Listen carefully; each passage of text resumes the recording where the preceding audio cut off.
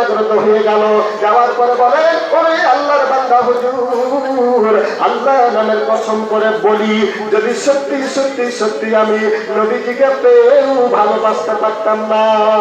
কেন বলে, কেন বলে হুজুর, আজকে রাত্রে আমি বিশ্ব নবীকে পেয়েছি, নবীজিকে ভালোবাসতে পারি নাই, নবীজিকে বাঁচাতে পারি না।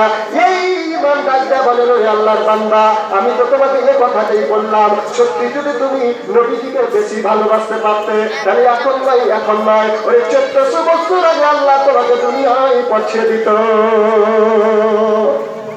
সুবহানাল্লাহ বলে দেন। আজকের আলোচ্য বিষয় হলো পরীক্ষা আর নবীর ইত্তেবা। তারপরে আমি এতক্ষণ পর্যন্ত একটা দার্শনিকের উপন্যাস দিলাম, এবার যাবো হাদিস জগতে একটু, তারপরে কোরআনের দিকে যাব। আপনাদেরকে কষ্ট পাবেন নাকি? গত রাত্রে আলোচনা হয়েছে, আজকে যদি রাতে 1টা-2টা বাজে যায় তাহলে অসুবিধা আছে নাকি? আগে হাতটা তুলে তো কারা কারা চলে যাবেন?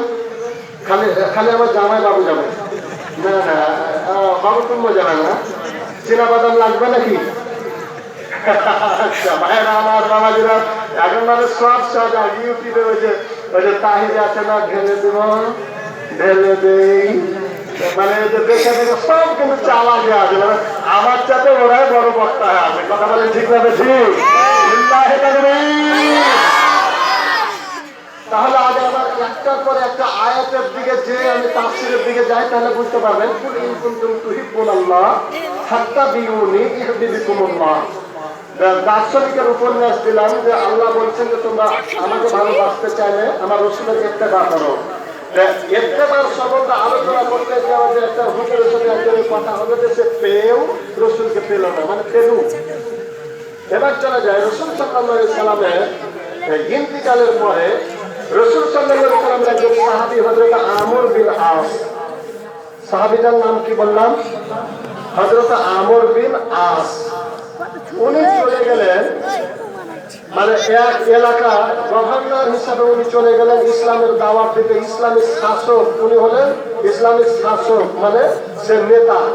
বাংলাদেশের প্রধানমন্ত্রীকে নামটা আর বলার দরকার নয়, হয়ে গেল, ঠিক আছে? ঠিক, মানে এরকম হতে পারে যে নামটা শুনলে কিছু আল্লাহর বান্দা আছে, আর জি খুব জ্বলে বেড়ে যাবে, যাবে না যে এটা হুজুর হারকে বিরোধী করে।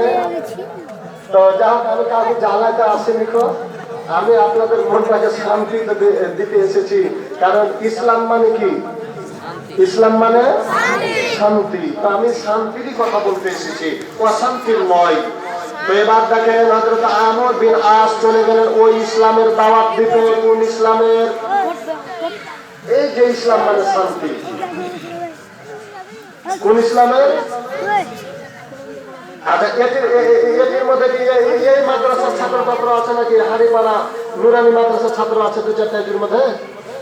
হাত তুলো তো বাবা, কোন জায়গাতে আছো? আচ্ছা, এটি না বাবা, তোমরা একটু ওই সাইডে বসো, মানে তোমরা এই যে মাথা উঠতে লেগেছো, একটু পরে উঠবে, মানে তোমাদের চরিত্র খুব ভালো আমি চিনি। তোমরা একদিকে বসো, মানে একটু পর তোমরা উঠবে, যখন আমি জমাইতে যাব তখন যাবে। আর নাহলে যদি যা তাহলে ট্যাং ধরে ছেঁচিড়ে ফের বসাবো। রাগ করছেন নাকি? মানে এত এত প্রশিক্ষণ যে আমি কষ্ট করে যখন মলটা একটু জমাবো তখন সবটি মাঝখান থেকে উঠে হাঁটতে লাগবে। ওটা হয় এখনই তুমি হাঁটা পেশাব পায়খানা করে আইসা বসো, আর নাহলে ভোগ লাগলে খাই আইসো। কিন্তু বাবা ওই সময় গেলে পরে একবারে যে সব ফাইনালে বসে আছে ফিটবে। রাগ হচ্ছে আপনাদের? মানে আমি পরীক্ষিত যে আর আগে 2বার দেখেছি। তো ভাইয়েরা আমার, বাবাজিরা আমার, আল্লাহ রাব্বুল আলামিনের বান্দা হযরত আমর বিন আস ইসলামের দাওয়াত দিতে গেলেন। ইসলামের দাওয়াত দিতে গিয়ে যুদ্ধ শুরু হয়ে গেল। যুদ্ধের ময়দানে যুদ্ধে বিজয় লাভ করলেন মুসলমান। করে বলেন কে? মুসলমান। মুসলমানের বিজয় হয়ে গেল। ইবলিস শয়তানের গায়ে আগুন জ্বলতে শুরু করলো। কেমন করে এই মুসলমানদেরকে ধ্বংস করা যাবে, কেমন করে ধ্বংস করা যাবে? ইবলিস শয়তান বলল, আমার কাছে একটা বুদ্ধি রয়েছে। কি বুদ্ধি রয়েছে?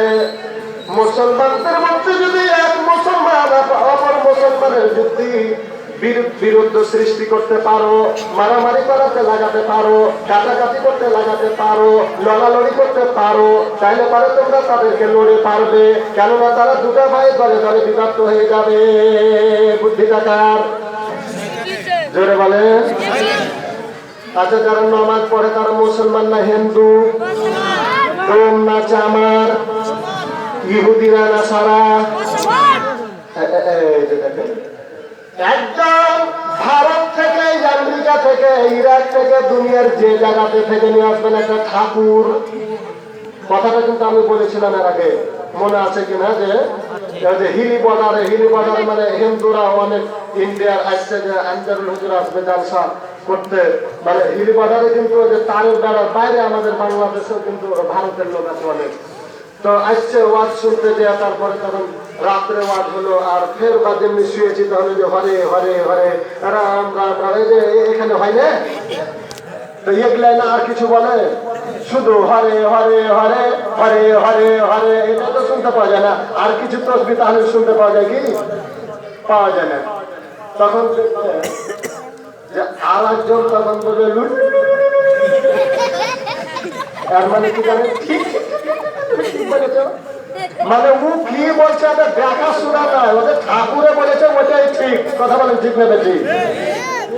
আর আমাদের একজন আছে বলবে আলহামদুলিল্লাহ রাব্বিল আলামিন গায়রিল মাগদুবি আলাইহিম ওয়ালাদ-দাল্লিন।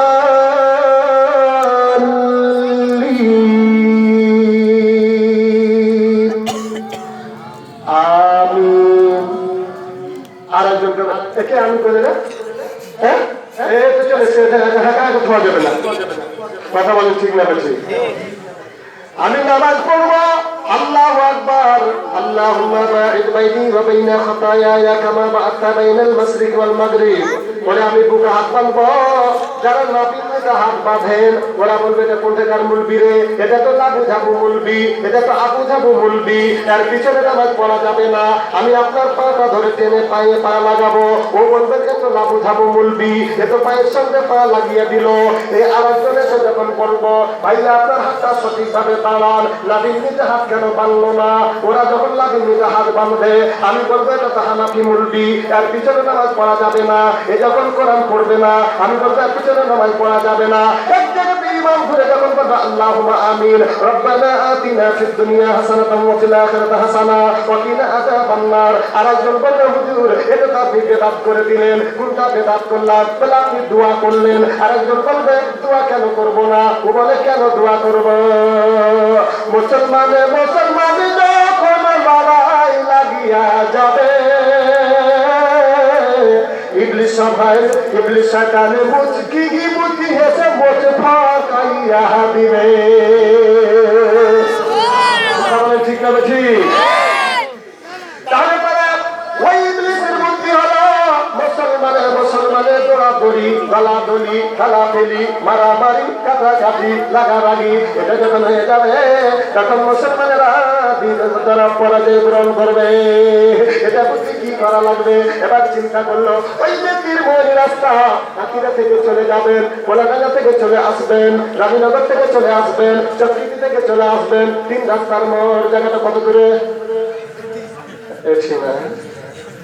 হযরত আমর বিন আস উনি মুসলমানের নেতৃত্ব দিচ্ছেন। এ সময় তৎকালীন ইহুদি নাসারাদের একটা প্রথা ছিল যে একটা বড় মুফতি ছিল। কতগুলো শিক্ষণীয় বিষয় আছে। বাংলাদেশে আজ থেকে 3 মাস আগে মুফতিরা সারা বাংলাদেশে হইচই পড়ে জানি।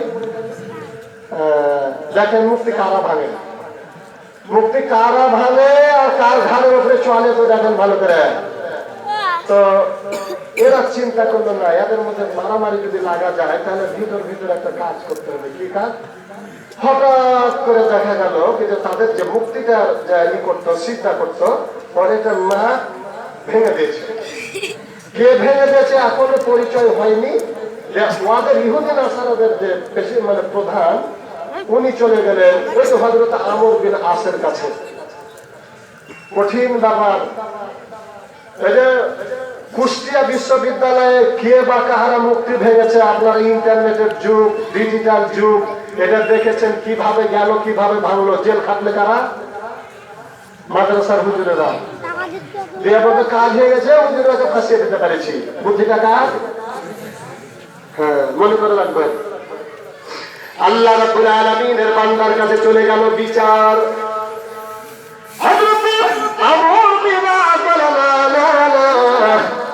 মুসলমান কোনদিন মুক্তি ভাঙতে পারে না। বলে হুজুর, যদি আপনি অস্বীকার করেন বিশ্বাস করবো না, বিচার করে নিব। এবার হযরত আবু বিরাজ বলেন, আল্লাহর বান্দা, তোমাদের একটা মুক্তির নাক ভেঙে দিয়েছে মাটির পুতুল। আমি তোমাদের ওই মুক্তিটার যে জায়গাটা ভেঙে দিল, ওই জায়গাটা সমস্ত সোনা দিয়ে তৈরি করে দিতে চাই। বলে না, এটা আমরা মেনে নিব না। কি করা লাগবে? তাহলে গোটা মুক্তিটা সোনা দিয়ে তৈরি করে দিব। বলে এটাও মেনে নিব না। কি করবেন? বলে আমাদের নেতার নাক ভেঙে ফেলে দিল। আপনারা সবচেয়ে যাকে নেতা হিসেবে মানেন, উনি হলেন বিশ্ব নবী। কি বলে? বলে আপনারা যেমন আমাদের নেতার নাক ভেঙে দিয়েছেন, আমরা একটা মাটি দিয়ে বিশ্ব নবী তৈরি করবো, নবীজির নাকটা আমরা ভেঙে নেব। হযরত আমর বিন আস চোখ দিয়ে জোর করে পানি পড়তে লেগেছে, আর বলছে, ওরে আল্লাহর বান্দা, না না না, আল্লাহ নামের কসম করে বলি, আমার জীবন দিয়ে দিতে পারি, আমার বিশ্ব নবীর অপমাননা এটা আমি সহ্য করতে পারবো না। সত্যি যদি নাচটা কেটে দিতে হয়, আমি আমার বিরাট বলে দিলাম, ওই রাস্তার সামনে দাঁড়িয়ে থাকবো, তোমরা এসে এসে জি ভরে আমার নাকটা কেটে ফেলে দিবে। আল্লাহ রাসূল বলেন, লা ইউমিনু আহাদুকুম হাত্তা আকুনা হাব্বা ইলাইহি মিন ওয়ালিদিহি ওয়া ওয়ালাদিহি ওয়ান নাসি আজমাইন। আল্লাহর নবী বলেন, ওরে আল্লাহর বান্দারা, তোমাদের ঈমানটা ততক্ষণ পর্যন্ত মজবুত হবে না, তোমরা পুরোপুরি ঈমানদার ততক্ষণ পর্যন্ত হবে না, তোমাদেরকে আল্লাহ ঈমানদার বলে গ্রহণ করবে না যতক্ষণ পর্যন্ত তোমাদের জীবনের চাইতে, তোমাদের ছেলের চাইতে, তোমাদের মেয়ের চাইতে, তোমাদের টাকা পয়সা, ধন দৌলত, বাড়ি গাড়ি, জমি জায়গা সবচেয়ে যতক্ষণ পর্যন্ত ভালো না বাঁচতে পারবে, আল্লাহ তোমাদেরকে ঈমানদারের কাতারে নাম দিবে না, জান্নাত নেবেন। আজকে আমি আপনাদেরকে তো পরীক্ষার উপর আলোচনা শোনাচ্ছি, তো আমার ভাইয়া মনে করছে যে পরীক্ষা বলতে টাকা দিয়ে দেবে। দেখেন, এগুলোই কিন্তু আমাদেরকে পরীক্ষা কেমন। হযরত আমর বিলাল বললেন, না না না, এটা মেনে নেওয়া যায় না। ওরা তো খুশিতে আত্মহারা হয়ে গেল, ইহুদিদের সকলের কাছে চলে গেল, যে বলে কাজ হয়ে গেছে। সেই মুসলমানকে আমরা তরবারিতে মারতে পারি না, যাকে কেটে দুনিয়া থেকে বিদায় করতে পারলাম না, কেমন একটা বুদ্ধি করলাম রে। স্বেচ্ছায় তার নাকটা আমাদের মাঝে কেটে দিবে, আমরা মুসলমানদের নাকটা কেটে নিব, কেটে নিয়ে সমস্ত ইহুদি নাসারাদের বাড়ি বাড়ি ঘুরে বেড়াবো। এরা আনন্দে আত্মহারা হয়ে গেল, একটা জান্নাত তৈরি করে দিল।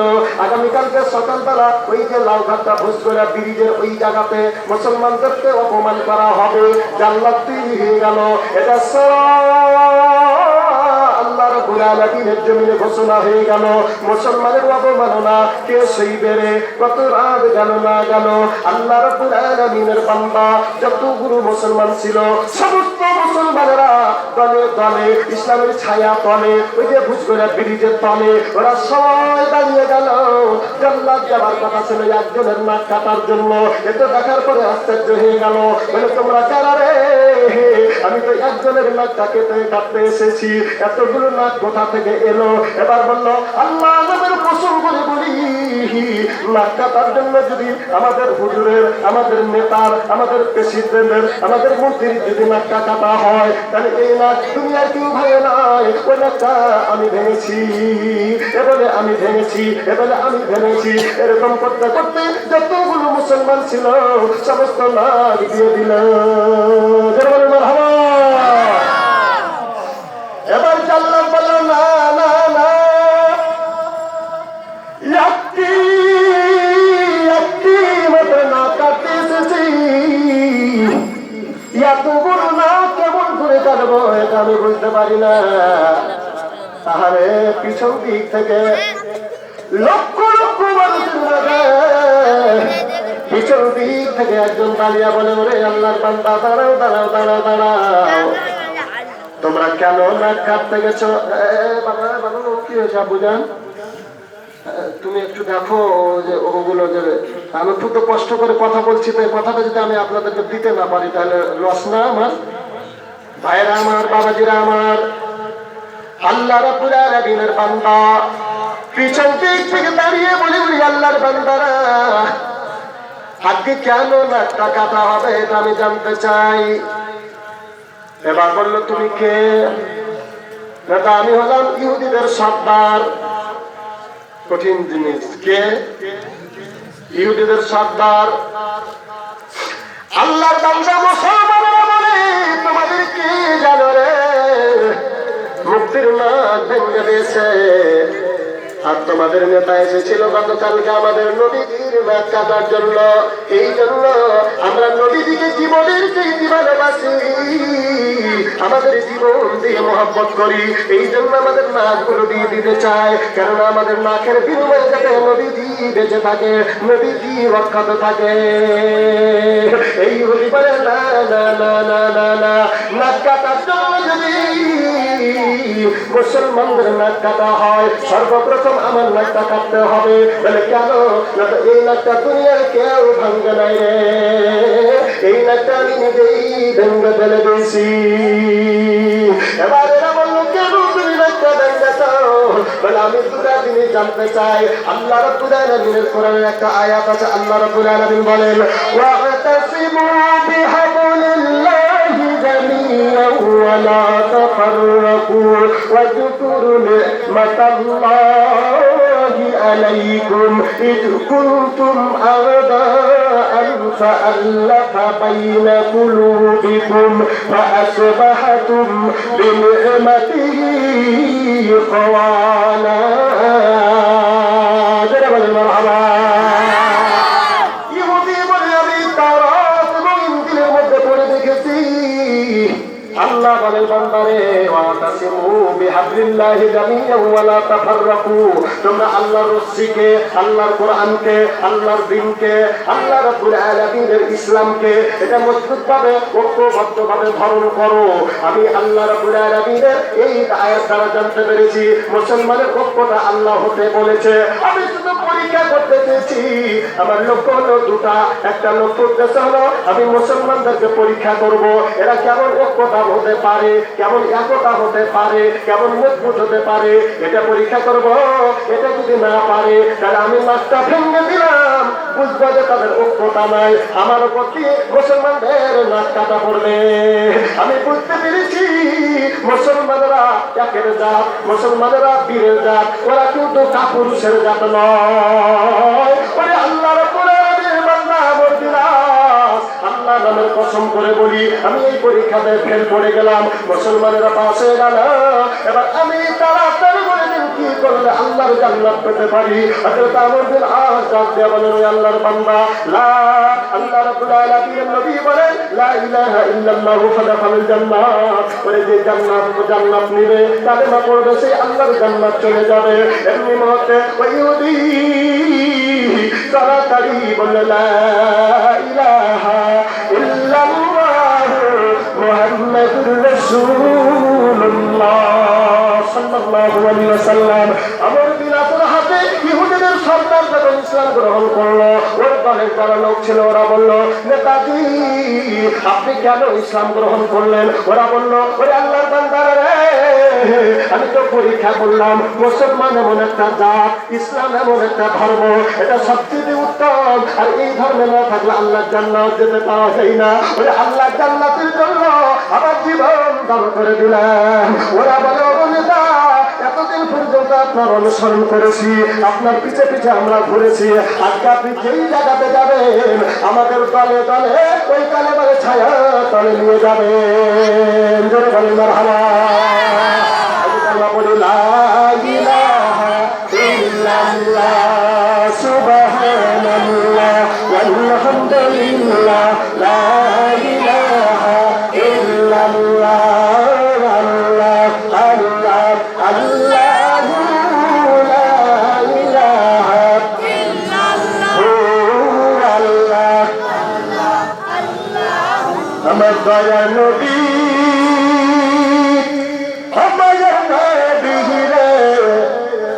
দয়াল নবী আমার নবী গো আপনি নবী আমার জীবনের জীবন আপনি নবী আমার জীবন সাথী অন্ধকার কবরের বাতি গুনাহগার উম্মতের আপনজন ঠিক না আপনি নবী আমার জীবন সাথী অন্ধকার কবরের বাতি গুনাহগার উম্মতের আপনজন রহমতুল লিল আলামিন আপনি উম্মতের জালিল আপনি নবী আমার জীবনের ধন দয়াল নবী মায়া নবী গো আপনি নবী আমার জীবনের জীবন জোরে জোরে বলেন মারহাবা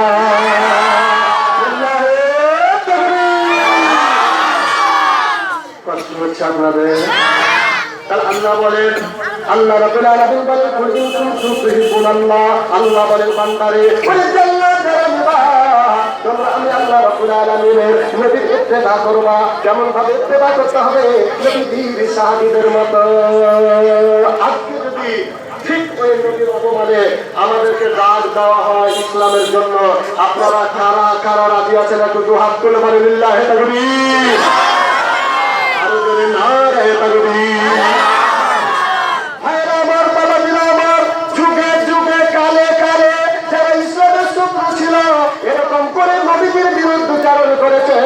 ওরা মুক্তি ভেঙেছে ইসলামের উপরে আঘাত দিয়েছে মুসলমানরা কষ্ট দিয়েছে আজকে সারা বাংলাদেশ বসছে ওরাই মুক্তি তৈরি করছে ওরা মুক্তি ভাঙছে ওরা মন্দির ভাঙছে আর ওরা মুসলমানদের উপরে চাপন দিচ্ছে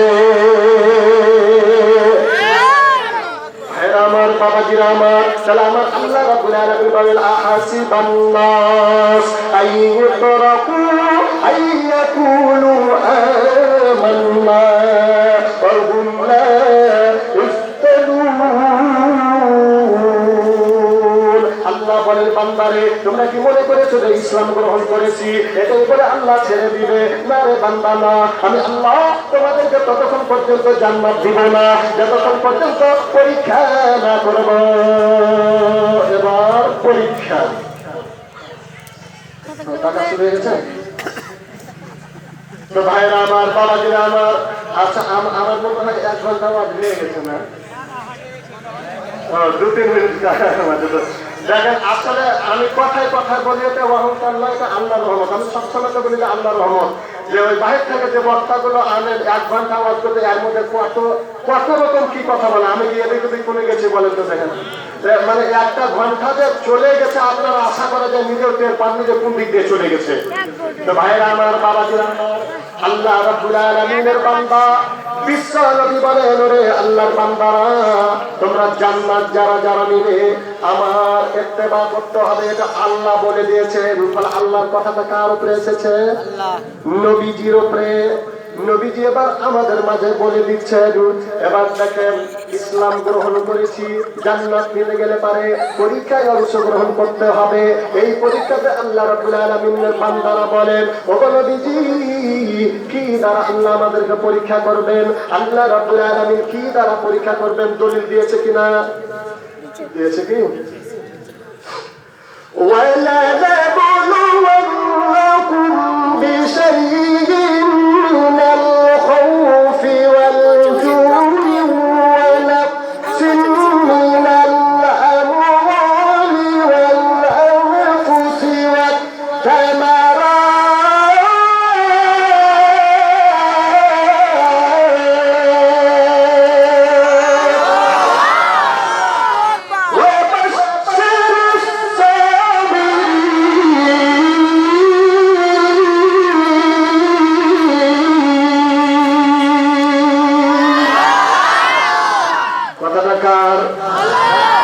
আল্লাহ রাব্বুল আলামিন বলেন বান্দারে আমি তোমাদেরকে যে জিনিসগুলো দ্বারা পরীক্ষা করব এই জিনিসগুলো আমি আল্লাহ তোমাদেরকে দিয়েছি আগে দিয়ে দিয়েছি রে বান্দা। তার মধ্যে আল্লাহ রাব্বুল আলামিন আমাদের জীবনটা দিয়ে দিয়েছেন। কে দিয়েছেন? আমাদের জমিটা কে দিয়েছে? আমাদের সন্তান কে দিয়েছে? আমাদের টাকা পয়সা কে দিয়েছে? আমাদের বাগান কে দিয়েছে? আমাদের শস্য ক্ষেত্র কে দিয়েছে? আমাদের কাছে যা আছে টাকা পয়সা বাড়ি গাড়ি ধন দৌলত জীবন ফল ফসল দুনিয়াতে যা আল্লাহ দিয়েছে এইগুলোর ক্ষতি দ্বারা এইগুলোর ভয় দ্বারা আল্লাহ আমাদেরকে পরীক্ষা করবে। এই পরীক্ষাতে যারা সঠিকভাবে অংশগ্রহণ করবে আল্লাহ ডাকতে বলেন বান্দারে আবাশির সাবিরিন আমি আল্লাহ ওই বান্দাদেরকে সুসংবাদ দিয়ে দিলাম তাদের ধৈর্যের সুসংবাদ। এই ধৈর্য দ্বারা করবে আমি আল্লাহ রাব্বুল আলামিন ওই বান্দাদেরকে জান্নাত দান করে দেব। জান্নাতের নাম কি? আল্লাহ বলেন ইন্নাল্লাযীনা আমানু ওয়া আমিলুস সালিহাতি কানাত লাহুম জান্নাতুল ফিরদাউসি নুজুলা।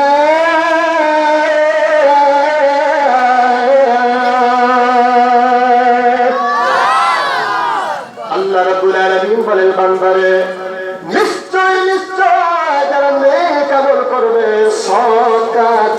আমি আল্লাহ রাব্বুল আলামিন ওই জান্নাতের সুসংবাদ দিয়ে দিলাম। এই জান্নাতের নাম হলো জান্নাতুল ফিরদাউস। আরে জান্নাতুল ফিরদাউস এমন একটা জায়গা এই জায়গাতে যে একবার চলে যাবে ওরে 60 বছরে বুড়ি আবার 18 বছরে সুরি হইয়া যাবে। কথা বলেন ঠিক না ঠিক? দেখেন আমি কথায় বলি আজকে আমাদের এই যে গানের বিষয়টা দেখেন আজকে বক্তারা গান গাইতেছি আমি কিন্তু গানটা জানি না। তবে বাংলাদেশের আসলে গান যে এমন একটা জিনিস গানে যে মানুষের মন মোহিত করে। দেখেন আপনি বলেন তো পৃথিবীর বাংলাদেশের মাটিতে কোন বেটা ছেলে শিল্পী গান গায়ে এমপি মন্ত্রী হয়েছে একটা করতে পারবেন কি? হয়নি। আশা করে যে হবেও না। আরে খেলোয়াড় ওই যে মাশরাফি মুর্তজাবিন মাশরাফি নাই ও ভোটে এমপি হয়েছে না বিনা ভোটে? বিনা ভোটে করেছে। ভোট করে আর একজন বিনা ভোটে এমপি হয়েছে নামটা মনে আছে কি? জি আরে মমতা গান গাইয়া সরকারের মন পাগলা করিয়া। আরে মমতা গান গাইয়া সরকারের মন জয় করিয়া লক্ষ্মী থেকে এমপি হয় ভাইটা যায় দেশের 12টা বাজায়। দেশের 12টা বাজায় বল কথা ঠিক কিনা?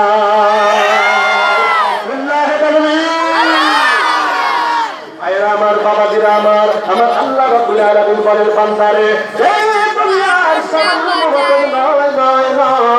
আমি আল্লাহ বলে দিলাম তোমাদেরকে ওই যে জান্নাতুল ফিরদাউস যদি তুমি পাও তাহলে এত সুন্দর সুন্দর জায়গা দিয়ে দিব রে বান্দা।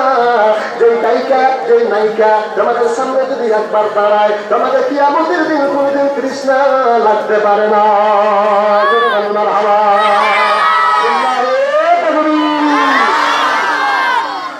ভাইরা আমার বাবাজিরা আমার এই ইসলামের জন্য এই জান্নাতের জন্য পরীক্ষায় অংশগ্রহণ করা লাগবে।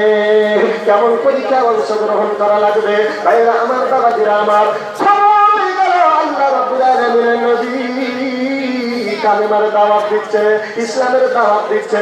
এই দাওয়াতটা লেগে গেল আল্লাহ রাব্বুল আলামিনের বান্দা হযরত উমর ফারুক রাদিয়াল্লাহু তাআলা আনহু বিশ্বনবী মুহাম্মদুর রাসূলুল্লাহ সাল্লাল্লাহু আলাইহি ওয়াসাল্লাম কে আপনারা আলোচনাকে আরেকটু শুনবেন আর একটু এগিয়ে যাব। আলোচনা শুনছেন কিসের উপরে? পরীক্ষার উপরে। এতক্ষণ মানে রাসূলের ভালোবাসার উপরে খানিক দিলাম, এবার পরীক্ষার উপরে আলোচনাটা শুরু হবে। শুনতে রাজি আছেন কি? তবে একটা জিনিস ভাইয়া রাত্রি কিন্তু অনেক বেজে গেল তো আপনাদেরকেও পরীক্ষা করে নি। কি পরীক্ষা দিতে রাজি আছেন না?